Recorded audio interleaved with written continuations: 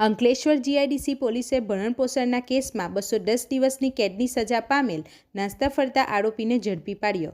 અંકલેશ્વર ભરૂચ જિલ્લા પોલીસ અધિક્ષક અક્ષય રાજનાઓ સાહેબ અને નાયબ પોલીસ અધિક્ષક ડોક્ટર કુશલ ઓઝા અંકલેશ્વર વિભાગનાઓ તરફથી જિલ્લામાં નાસ્તા ફરતા સજા વોરંટ તથા પેરોલ જમ્પ આરોપીઓને પકડી પાડવા માટે આપવામાં આવેલ કડક સૂચનાના આધારે અંકલેશ્વર જીઆઈડીસી પોલીસ સ્ટેશનના પોલીસ ઇન્સ્પેક્ટર આરએચ વાળા તથા સેકન્ડ પોલીસ ઇન્સ્પેક્ટર એમજી રાઠોડના માર્ગદર્શન હેઠળ સર્વેલન્સ સ્ટાફની ટીમ દ્વારા અસરકારક કામગીરી હાથ ધરવામાં આવી હતી।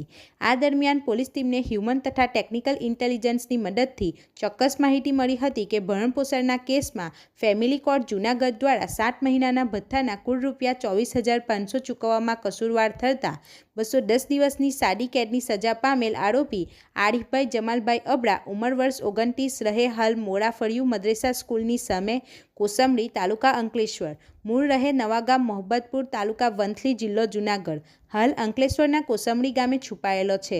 જે બાતમીના આધારે પોલીસે ત્વરિત કાર્યવાહી કરી આરોપીને ઝડપી પાડી કાયદેસરનો કબજો મેળવ્યો છે અને આ અંગે વંથલી પોલીસ સ્ટેશન જિલ્લો જૂનાગઢ ખાતે જાણ કરવામાં આવી છે।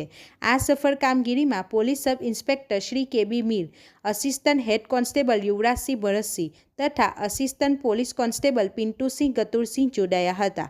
રિપોર્ટર હુમેદ સૈયદ સાથે ગુજરાત અદ્ભુત ન્યૂઝ ગુજરાતી। આપણી આસપાસ બનતી ઘટનાના સમાચાર જોવા માટે ગુજરાત અદ્ભુત ન્યૂઝ ગુજરાતીને લાઈક કરો।